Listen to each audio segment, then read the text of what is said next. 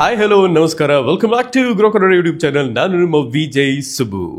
ನೀವೊಂದು ಪ್ರಾಪರ್ಟಿನ ಪರ್ಚೇಸ್ ಮಾಡಬೇಕಾದ್ರೆ ಎಂಟೈರ್ ಅಮೌಂಟ್ನ ಒಟ್ಟಿಗೆ ಕೊಟ್ಬಿಟ್ಟು ಅದನ್ನು ಪರ್ಚೇಸ್ ಮಾಡ್ತೀರಾ ಅಥವಾ ಒಂದು ಡೌನ್ ಪೇಮೆಂಟ್ ಮಾಡಿ ಹಂತವಾಗಿ ಅದನ್ನು ಕಟ್ಕೊಳ್ತಾ ಹೋಗ್ತೀರಾ? ಸ್ಮಾರ್ಟ್ ಇನ್ವೆಸ್ಟರ್ಸು ಮಾರ್ಕೆಟಲ್ಲಿ ಇದನ್ನೇ ಮಾಡೋದು. ಇವಾಗ ನಾನು ನಿಮಗೆ ಒಂದು ಟ್ರಿಕ್ನ ಹೇಳ್ಕೊಡ್ತಾ ಇದ್ದೀನಿ. ಆ ಒಂದು ಟ್ರಿಕ್ನ ಬಳಸ್ಕೊಂಡು ನೀವು ನಿಮ್ಮ ಇನ್ವೆಸ್ಟ್ಮೆಂಟ್ನ ಪ್ಲಾನ್ ಮಾಡ್ಬೋದು.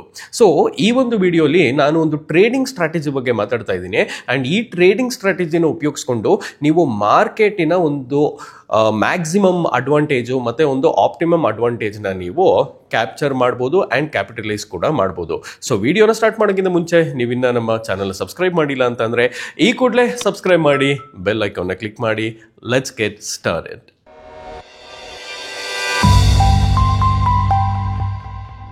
ಸಪೋಸ್ ಇಮ್ಯಾಜಿನ್ ಮಾಡ್ಕೊಳ್ಳಿ, ನೀವೊಂದು ಸ್ಟಾಕ್ನ ತೊಗೊಂಡಿದ್ದೀರಾ, ಪೊಸಿಷನಲ್ಲಿ ಇದ್ದೀರಾ, ಆಯಿತಾ? ಸೊ ನಿಮ್ಮ ಒಂದು ಪೋರ್ಟ್ಫೋಲಿಯೋ ಗ್ರೀನಲ್ಲಿದೆ, ಪ್ರಾಫಿಟಲ್ಲಿದ್ದೀರಾ.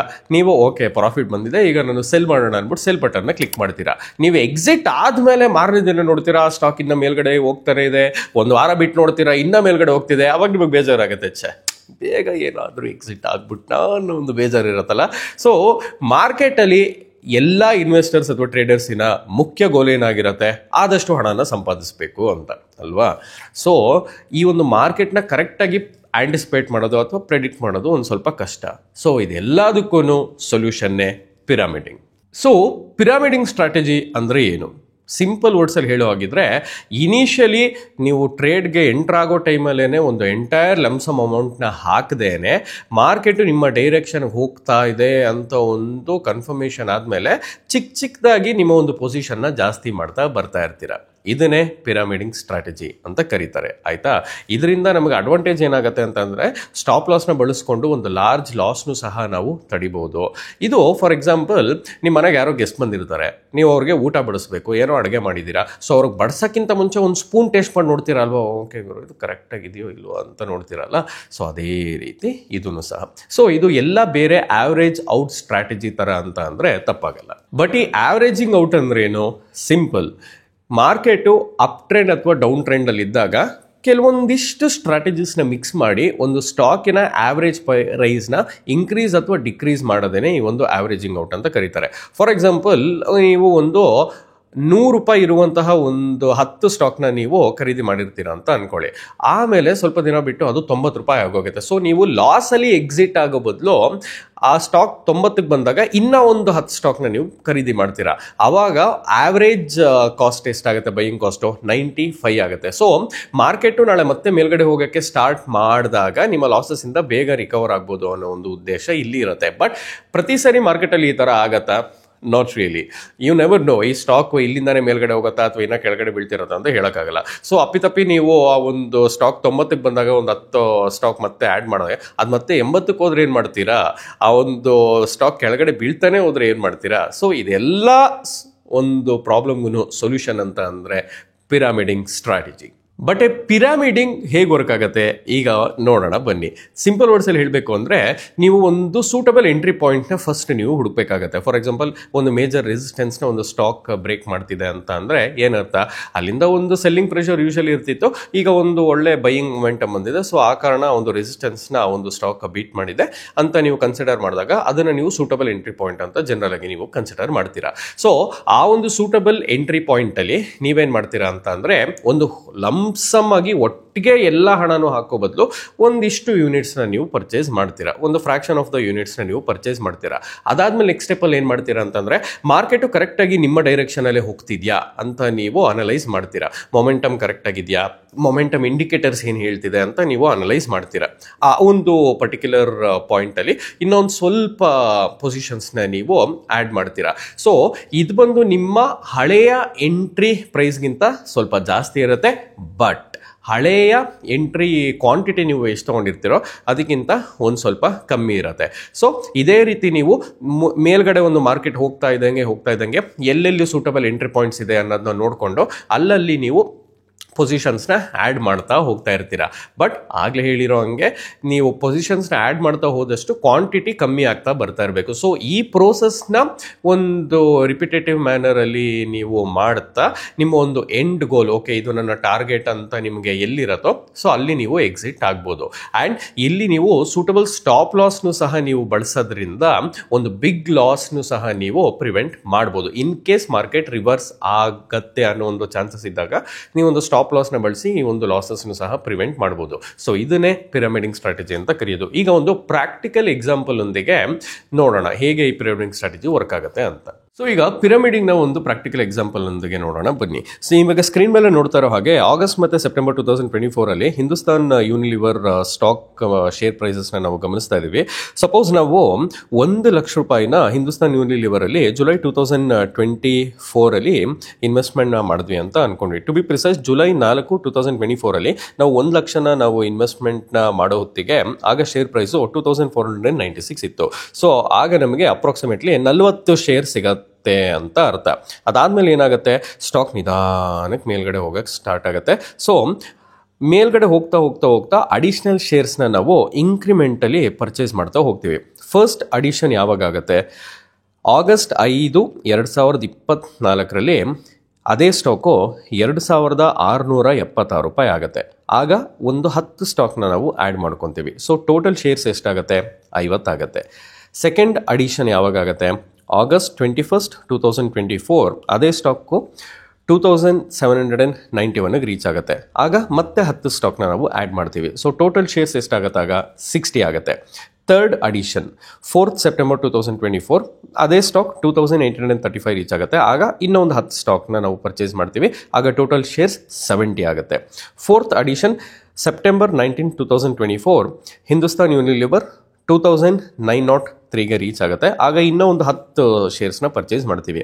ಸೊ ಟೋಟಲ್ ಶೇರ್ಸ್ ಎಷ್ಟಾಗುತ್ತೆ, ಆಗ 80 ಆಗುತ್ತೆ. ಸೊ ಆಗ ಸೆಪ್ಟೆಂಬರ್ 30, 2024 ಅಷ್ಟೊತ್ತಿಗೆ ಫೈನಲ್ ಸ್ಟಾಕ್ ಪ್ರೈಸ್ ಬಂದು 2958 ರೂಪೀಸ್ ರೀಚ್ ಆಗುತ್ತೆ. ಸೊ ಅಲ್ಲಿಗೆ ನಮ್ಮ ಟೋಟಲ್ ಇನ್ವೆಸ್ಟ್ಮೆಂಟ್ ಎಷ್ಟಾಗುತ್ತೆ, 2,12,059 ರೂಪಾಯಿ ಆಗುತ್ತೆ. ಸೊ ಟೋಟಲ್ ಶೇರ್ಸ್ ಅಷ್ಟೊತ್ತಿಗೆ 80 ಆಗಿರುತ್ತೆ. ಸೊ ಟೋಟಲ್ ವ್ಯಾಲ್ಯೂ ಸೆಪ್ಟೆಂಬರ್ 30, 2024 ಅಷ್ಟೊತ್ತಿಗೆ ಎಷ್ಟಿರುತ್ತೆ ಅಂತ ಅಂದರೆ 2,36,664 ರೂಪೀಸ್ ಆಗಿರುತ್ತೆ. ಅಲ್ಲಿಗೆ ನಮ್ಮ ಪ್ರಾಫಿಟ್ ಎಷ್ಟಾಯಿತು, 24,605 ರೂಪೀಸ್ ಆಗುತ್ತೆ. So average price per share ಎಷ್ಟಾಗತ್ತೆ ಅಂತ ನೀವು ನೋಡೋ ಹಾಗಿದ್ರೆ ಅದು ಈಗ 2,650 ಆಗಿರುತ್ತೆ. ಸೊ ಟೆಕ್ನಿಕಲಿ ಈ ಒಂದು ಪಿರಮಿಡಿಂಗ್ ಟ್ರೇಡಿಂಗ್ ಸ್ಟ್ರಾಟಜಿನ ನಾವು ಇಂಪ್ಲಿಮೆಂಟ್ ಮಾಡ್ತಾ ನಾವು ಸೆಪ್ಟೆಂಬರ್ 2024 ಅಷ್ಟೊತ್ತಿಗೆ 24,605 ರೂಪೀಸ್ ಅಷ್ಟು ಒಂದು ಪ್ರಾಫಿಟ್ನ ನಾವು ಕಂಡು. ಸೊ ಬಟ್ ಈ ಟ್ರೇಡಿಂಗ್ ಸ್ಟ್ರಾಟಜೀಸಲ್ಲಿ ಬೇರೆ ಬೇರೆ ಥರ ಇದೆ. ಯಾವ್ಯಾವ ಥರ ಇದೆ ಈ ಒಂದು ಡಿಫ್ರೆಂಟ್ ಪಿರಮಿಡಿಂಗ್ ಟ್ರೇಡಿಂಗ್ ಸ್ಟ್ರಾಟಜಿ ಅನ್ನೋದನ್ನ ಈಗ ನೋಡೋಣ ಬನ್ನಿ. ಮೊದಲನೇದಾಗಿ ಸ್ಟ್ಯಾಂಡರ್ಡ್ ಪಿರಮಿಡ್. ಸ್ಟ್ಯಾಂಡರ್ಡ್ ಪಿರಮಿಡಲ್ಲಿ ಆಗಲೇ ಹೇಳ್ದಂಗೆ ನೀವು ಇನಿಷಿಯಲಿ ಎಷ್ಟು ಸ್ಟಾಕ್ ತೊಗೊಂಡಿರ್ತೀರೋ ಮಾರ್ಕೆಟ್ ಮೇಲ್ಗಡೆ ಹೋಗ್ತಾ ಇದ್ದಂಗೆ ಅದಕ್ಕಿಂತ ಕಮ್ಮಿ ಸ್ಟಾಕ್ಸ್ನ ತೊಗೊಳ್ತಾ ಬರ್ತೀರಾ. ಫಾರ್ ಎಕ್ಸಾಂಪಲ್ ನೀವು ಇನಿಷಿಯಲಿ ಒಂದು 100 ಸ್ಟಾಕ್ ತೊಗೊಂಡಿದ್ರೆ ಮಾರ್ಕೆಟ್ ಮೇಲ್ಗಡೆ ಹೋದ್ಮೇಲೆ 50 ತೊಗೊಂತೀರಾ, ಇನ್ನೊಂಚೂರು ಮೇಲ್ಗಡೆ ಹೋದ್ಮೇಲೆ 30 ತೊಗೊಂತೀರಾ, ಇನ್ನೊಂಚೂರು ಮೇಲ್ಗಡೆ ಹೋದ್ಮೇಲೆ 20 ತೊಗೊಂತೀರಾ, ಈ ಥರ. ಇದು ಸ್ಟ್ಯಾಂಡರ್ಡ್ ಪಿರಮಿಡ್. ಎರಡನೇದು ಬಂದು ಇನ್ವರ್ಟೆಡ್ ಪಿರಮಿಡ್. ಇನ್ವರ್ಟೆಡ್ ಪಿರಮಿಡಲ್ಲಿ ನೀವೇನು ಮಾಡ್ತೀರಾ ಅಂದರೆ ಪ್ರತಿ ಸರಿ ಮಾರ್ಕೆಟ್ ಮೇಲ್ಗಡೆ ಹೋಗ್ತಾ ಇದ್ದಂಗೂ ಸೇಮ್ ನಂಬರ್ ಆಫ್ ಸ್ಟಾಕ್ಸ್ನ ನೀವು ಖರೀದಿ ಮಾಡ್ತಾ ಬರ್ತೀರಾ. ಫಾರ್ ಎಕ್ಸಾಂಪಲ್ ಇನಿಷಿಯಲಿ 100 ತೊಗೊಂಡಿರ್ತೀರಾ, ಮಾರ್ಕೆಟ್ ಇನ್ನೊಂಚೂರು ಮೇಲ್ಗಡೆ ಹೋದ್ಮೇಲೂ ಮತ್ತೆ 100 ತೊಗೊಂತೀರಾ, ಇನ್ನೊಂಚೂರು ಮೇಲ್ಗಡೆ ಹೋದ್ಮೇಲೂ ಮತ್ತೆ 100 ತೊಗೊಂತೀರಾ. ಸೊ ಈ ಥರ ಪ್ರತಿ ಒಂದು ಎಂಟ್ರಿ ಲೆವೆಲಲ್ಲೂ ನೀವು ಅಷ್ಟೇ ಶೇರ್ಸ್ನ ತೊಗೊಳ್ತಾ ಹೋಗ್ತಾ ಇರ್ತೀರಾ. ಈ ಪರ್ಟಿಕ್ಯುಲರ್ ಪಿರಮಿಡಿಂಗ್ ಬಂದು ಒಂದು ಸ್ವಲ್ಪ ಜಾಸ್ತಿ ರಿಸ್ಕಿ ಅಂತ ಹೇಳ್ಬೋದು. ಬಿಕಾಸ್ ಪ್ರತಿಯೊಂದು ಲೆವೆಲಲ್ಲೂ ನೀವು ಅಷ್ಟೇ ಸ್ಟಾಕ್ಸ್ನ ನೀವು ಪರ್ಚೇಸ್ ಮಾಡೋದ್ರಿಂದ ಪೊಸಿಷನ್ ಸೈಜಿಂಗ್ ಜಾಸ್ತಿ ಇರುತ್ತೆ. ನೆಕ್ಸ್ಟ್ ಬಂದು ರಿಫ್ಲೆಕ್ಟಿಂಗ್ ಪಿರಮಿಡ್. ಇದರಲ್ಲಿ ಏನು ಮಾಡ್ತೀವಿ ಅಂತ ಅಂದರೆ ಒಂದು ಪ್ರೀ ಡಿಟರ್ಮೈನ್ಡ್ ಲೆವೆಲ್ಗೆ ರೀಚ್ ಆಗೋವರೆಗೂ ನಾವು ನಮ್ಮ ಪೊಸಿಷನ್ಸ್ಗೆ ಆ್ಯಡ್ ಮಾಡ್ತಾ ಹೋಗ್ತಾ ಇರ್ತೀವಿ. ಆ ಒಂದು ಲೆವೆಲ್ ರೀಚ್ ಆದಮೇಲೆ ಒಟ್ಟಿಗೆ ಎಕ್ಸಿಟ್ ಆಗಲ್ಲ, ಅದ್ರ ಬದಲಾಗಿ ಚೂರ್ ಶೇರ್ಸ್ನ ನಾವು ಸೆಲ್ ಮಾಡ್ತಾ ಎಕ್ಸಿಟ್ ಆಗ್ತೀವಿ. ಫಾರ್ ಎಕ್ಸಾಂಪಲ್ ಒಂದು ಪ್ರೀ ಡಿಟರ್ಮೈನ್ಡ್ ಲೆವೆಲ್ಗೆ ಸ್ಟಾಕ್ ರೀಚ್ ಆಯಿತು, ಏನು ಮಾಡ್ತೀರಾ, 10 ಶೇರ್ನ ನೀವು ಎಕ್ಸಿಟ್ ಆಗ್ತೀರಾ, ಪ್ರಾಫಿಟ್ ಬುಕ್ ಮಾಡ್ಕೊತೀರಾ, ಮತ್ತೆ ಇನ್ನೊಂಚೂರು 10 ಶೇರ್ನ ಎಕ್ಸಿಟ್ ಆಗ್ತೀರಾ, ಪ್ರಾಫಿಟ್ ಬುಕ್ ಮಾಡ್ಕೊತೀರಾ. ಸೊ ಈ ಥರ. ಸೊ ಇದರಲ್ಲಿ ಯೂಶಲಿ ಒಂದು ಸ್ವಲ್ಪ ಕಮ್ಮಿ ರಿವಾರ್ಡ್ ಬರುತ್ತೆ ಅಂತ ಹೇಳಿದ್ರೆ ತಪ್ಪಾಗಲ್ಲ.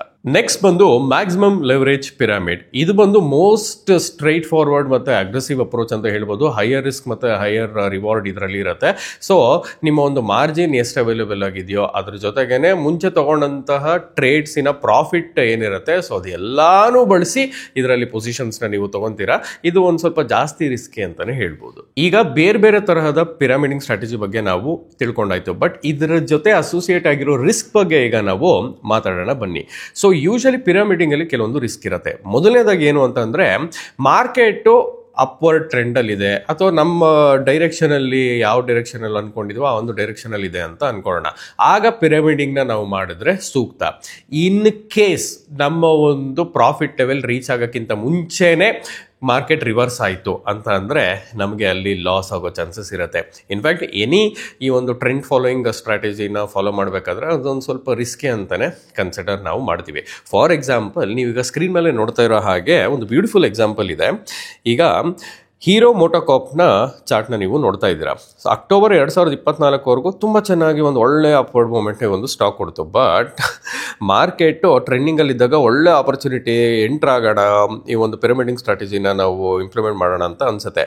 ಬಟ್ ಅಕ್ಟೋಬರ್ 2024 ಆದಮೇಲೆ ಮಾರ್ಕೆಟು ನಿಧಾನ ಕೆಳಗಡೆ ಬೀಳಕ್ಕೆ ಸ್ಟಾರ್ಟ್ ಆಯಿತು. ಸೊ ಈ ಒಂದು ಟೈಮಲ್ಲಿ ನಿಮಗೆ ಲಾಸ್ ಆಗೋ ಚಾನ್ಸಸ್ ಜಾಸ್ತಿ ಇರುತ್ತೆ. ಸೊ ಯೂಶಲಿ ಈ ಒಂದು ಪಿರಮಿಡಿಂಗಿಗೆ ಒಂದು ಸ್ವಲ್ಪ ಜಾಸ್ತಿ ಕ್ಯಾಪಿಟಲ್ಲೇ ಬೇಕಾಗುತ್ತೆ. ಬಿಕಾಸ್ ಪ್ರತಿ ಸರಿನೂ ಮಾರ್ಕೆಟ್ ಮೇಲ್ಗಡೆ ಹೋಗ್ತಾ ಇದ್ದಂಗೆ ನೀವು ಪೊಸಿಷನ್ಸ್ನ ಆ್ಯಡ್ ಮಾಡ್ತೀರಾ ಅಂತಂದರೆ ಒಂದು ಸ್ವಲ್ಪ ಕ್ಯಾಪಿಟಲ್ ಜಾಸ್ತಿನೇ ಬೇಕಾಗುತ್ತೆ. ಒಂದು ಎರಡನೇದು, ಈ ಒಂದು ಪಿರಮಿಡಿಂಗ್ನ ನೀವು ಮಾಡ್ತಿದ್ದೀರಾ ಅಂತಂದರೆ ಸ್ಟಾಪ್ ಲಾಸ್ನು ಸಹ ನೀವು ಮೂವ್ ಮಾಡ್ಕೊಳ್ತಾ ಬರಬೇಕಾಗತ್ತೆ. ಸೊ ಆ ಕಾರಣ ನೀವು ಸಿಸ್ಟಮ್ ಮುಂದೆನೇ ಇರಬೇಕು, ಮಾರ್ಕೆಟ್ನ ಕಾನ್ಸ್ಟೆಂಟಾಗಿ ನೀವು ಫಾಲೋ ಅಪ್ ಮಾಡ್ತಾ ಇರಬೇಕಾಗತ್ತೆ. ಸೊ ಕಂಪ್ಲೀಟಾಗಿ ಮಾರ್ಕೆಟಲ್ಲಿ ನೀವು ಇನ್ವಾಲ್ವ್ ಆಗಿ ಅಬ್ಸರ್ವ್ ಮಾಡ್ತಾ ಇರಬೇಕಾಗತ್ತೆ. ಇಲ್ಲ ಅಂತ ಅಂದರೆ ಈ ಒಂದು ಪಿರಮಿಡಿಂಗ್ ಮಾಡೋದು ಕಷ್ಟ ಆಗುತ್ತೆ. ಸೊ ಈ ಒಂದು ಪಿರಮಿಡಿಂಗ್ ಅಂತ ಅನ್ನೋದು ಎಸ್ಪೆಷಲಿ ನ್ಯೂ ಬೀಸ್ ಅಂತ ಅಂದರೆ ಬಿಗಿನರ್ಸ್ಗೆ ಅಷ್ಟೊಂದು ಸೂಟಬಲ್ ಅಲ್ಲ ಅನ್ನೋದು ನಮ್ಮ ಅಭಿಪ್ರಾಯ. ಏನಕ್ಕೆ ಅಂತಂದರೆ ಒಂದು ಸಬ್ಸ್ಟ್ಯಾನ್ಷಿಯಲ್ ಅಮೌಂಟ್ ಆಫ್ ನಾಲೆಡ್ಜ್ ಇಲ್ಲ ಅಂತಂದರೆ ಈ ಒಂದು ಪಿರಮಿಡಿಂಗ್ ಮಾಡೋದನ್ನ ಒಂದು ಸ್ವಲ್ಪ ಅವಾಯ್ಡ್ ಮಾಡೋದು ಒಳ್ಳೆಯದು ಅಂತ ನಾವು ಕನ್ಸಿಡರ್ ಮಾಡ್ತೀವಿ. ಬಟ್ ಪಿರಮಿಡಿಂಗ್ನ ಯಾರ್ಯಾರು ಮಾಡಬೇಕು, ಯಾವಾಗ ಮಾಡಬೇಕು ಅನ್ನೋದನ್ನ ಈಗ ನಾವು ಮಾತಾಡೋಣ ಬನ್ನಿ. ಅಡ್ವಾಂಟೇಜ್ ಆಫ್ ಪಿರಮಿಡಿಂಗ್ ಬಂದು ಮೊದಲನೇದಾಗಿ ನೀವು ಮಾರ್ಕೆಟ್ ಕೆಳಗಡೆ ಹೋಗ್ಬೇಕಾದ್ರೆ ನಿಮ್ಮ ಒಂದು ಸ್ಟಾಕ್ ಪ್ರೈಸ್ನ ಆವ್ರೇಜ್ ಡೌನ್ ಮಾಡಲ್ಲ. ಬದಲಿಗೆ ನಿಮ್ಮ ಒಂದು ಕ್ಯಾಪಿಟಲ್ನ ಒಂದು ಸ್ಟ್ರಾಂಗ್ ಟ್ರೆಂಡಲ್ಲಿರುವಂತಹ ಒಂದು ಸ್ಟಾಕಲ್ಲಿ ಹಾಕ್ತೀರಾ. ತನ್ಮೂಲಕ ಏನಾಗುತ್ತೆ ಅಂತಂದರೆ ನಿಮ್ಮ ಒಂದು ಓವರ್ ಆಲ್ ಕ್ಯಾಪಿಟಲ್ ಡಿಪ್ಲಾಯ್ಡ್ ಏನಿರುತ್ತೆ ಅದು ನಿಮ್ಮ ಮಾರ್ಕೆಟ್ ಡೈರೆಕ್ಷನಲ್ಲೇ ಇರುತ್ತೆ. ಒಂದು ಎರಡನೇ ಅಡ್ವಾಂಟೇಜ್ ಏನು ಅಂತಂದರೆ ನಿಮ್ಮ ರಿಸ್ಕು ಕನ್ಸಿಸ್ಟೆಂಟ್ ಆಗಿರುತ್ತೆ. ಅಂದರೆ ನೀವು ಇನಿಷಿಯಲಿ ಎಂಟ್ರಿ ಲೆವೆಲಲ್ಲೇ ಎಂಟೈರ್ ಲಮ್ಸಮ್ ಅಮೌಂಟ್ನ ನೀವು ಇನ್ವೆಸ್ಟ್ ಮಾಡೋದ್ರಿಂದ ರಿಸ್ಕ್ ಒಂದು ಸ್ವಲ್ಪ ಜಾಸ್ತಿ ಇರುತ್ತೆ. ಸೊ ಅದ್ರ ಬದಲಾಗಿ ನೀವು ಹಂತವಾಗಿ ಇನ್ವೆಸ್ಟ್ ಮಾಡ್ತಾ ಹೋಗೋದ್ರಿಂದ, ಪೊಸಿಷನ್ ತಗೊಳ್ತಾ ಹೋಗೋದ್ರಿಂದ, ಕರೆಕ್ಟಾಗಿರೋ ಸ್ಟಾಪ್ ಲಾಸ್ನ ಬಳಸೋದ್ರಿಂದ ನಿಮ್ಮ ಒಂದು ರಿಸ್ಕು ಕರೆಕ್ಟಾಗಿ ಚಿಕ್ಕದಾಗೂ ಇರುತ್ತೆ ಮತ್ತು ಕನ್ಸಿಸ್ಟೆಂಟ್ ಆಗಿರುತ್ತೆ. ಮೂರನೇ ಅಡ್ವಾಂಟೇಜ್ ಬಂದು ನೀವು ಬೇಗ ಎಕ್ಸಿಟ್ ಆಗಲ್ಲ. ಸುಮಾರು ಜನ ಈ ಒಂದು ಪ್ರಾಫಿಟ್ ಬಂತಪ್ಪ ಇದನ್ನ ಏನಾದರೂ ಮೇಲ್ಗಡೆ ಹೋಗುತ್ತೋ ಇಲ್ವೋ ಅನ್ನೋ ಒಂದು ಕನ್ಫ್ಯೂಷನಲ್ಲಿ ಬೇಗ ಎಕ್ಸಿಟ್ ಆಗಿಬಿಡ್ತಾರೆ. ಅದ್ರ ಬದಲಾಗಿ ಪಿರಮಿಡಿಂಗಲ್ಲಿ ಏನಾಗುತ್ತೆ ಅಂತ ಅಂದರೆ ನೀವು ಈ ಸ್ಟ್ರಾಟಜಿನ ಫಾಲೋ ಮಾಡೋದ್ರಿಂದ ಒಂದು ಬಿಗ್ ಮೂವ್ನ ಆಲ್ಮೋಸ್ಟ್ ಕಂಪ್ಲೀಟಾಗಿ ಇಲ್ಲದೆ ಇದ್ರೂ ಒಂದು ಆಲ್ಮೋಸ್ಟ್ ಒಂದು 90% ಇಲ್ಲ 80% ಆಫ್ ಬಿಗ್ ಮೂವ್ನ ನೀವು ಕ್ಯಾಪ್ಚರ್ ಮಾಡ್ಕೊಳ್ಳೋ ಒಂದು ಚಾನ್ಸಸ್ ಜಾಸ್ತಿ ಇರುತ್ತೆ. ಸೊ ಈ ಒಂದು ವಿಡಿಯೋಲಿ ನಾವು ಪಿರಮಿಡಿಂಗ್ ಬಗ್ಗೆ ಮಾತಾಡಿದ್ವಿ. ಪಿರಮಿಡಿಂಗ್ ಒಂದು ಒಳ್ಳೆಯ ಟ್ರೇಡಿಂಗ್ ಸ್ಟ್ರಾಟಜಿ ಹೌದು, ಅದ್ರ ಜೊತೆಗೇನೆ ಒಂದು ಒಳ್ಳೆಯ ಮಾರ್ಕೆಟ್ ಮೂವ್ಮೆಂಟ್ನ ಕ್ಯಾಪ್ಚರ್ ಮಾಡೋಕ್ಕೆ ಹೆಲ್ಪ್ ಮಾಡುತ್ತೆ ಹೌದು. ಬಟ್ ಇದಕ್ಕೆ ಕಾನ್ಸ್ಟೆಂಟ್ ಡೆಡಿಕೇಶನ್, ಡಿಟರ್ಮಿನೇಷನ್, ಡಿಸಿಪ್ಲಿನ್ ಜೊತೆಗೆ ಮಾರ್ಕೆಟ್ನ ನೀವು ಕಾನ್ಸ್ಟೆಂಟಾಗಿ ಅಬ್ಸರ್ವ್ ಮಾಡಬೇಕಾಗತ್ತೆ. ಆ್ಯಂಡ್ ಅದ್ರ ಜೊತೆಗೇನೆ ಈ ಒಂದು ಟ್ರೇಡಿಂಗ್ ಸ್ಟ್ರಾಟಜಿನ ಬಳಸಿ ನೀವು ನಿಮ್ಮ ಟ್ರೇಡಿಂಗಲ್ಲಿ ಒಂದು ಬದಲಾವಣೆನ, ಒಂದು ಒಳ್ಳೆಯ ಬದಲಾವಣೆನ ಕಾಣ್ಬೋದು ಒಂದು ಒಳ್ಳೆಯ ಆಶಯ ನಮಗೂ ಕೂಡ ಇದೆ. ಆ್ಯಂಡ್ ಹೊರಗಿದ ಮುಂಚೆ ಡಿಸ್ಕ್ಲೇಮರ್, ಈ ಒಂದು ವಿಡಿಯೋ ಕೇವಲ ಎಜುಕೇಷನಲ್ ಪರ್ಪಸ್ಗಾಗಿತ್ತು, ಯಾವುದೇ ತರಹದ ಸ್ಟಾಕ್ ಬೈ ಸೆಲ್ ರೆಕಮೆಂಡೇಶನ್ ಅಲ್ಲ. ಮತ್ತೊಮ್ಮೆ ಇನ್ನೊಂದು ವಿಡಿಯೋಲಿ ಸಿಗ್ತೀನಿ. And then bye bye, take care, happy investing.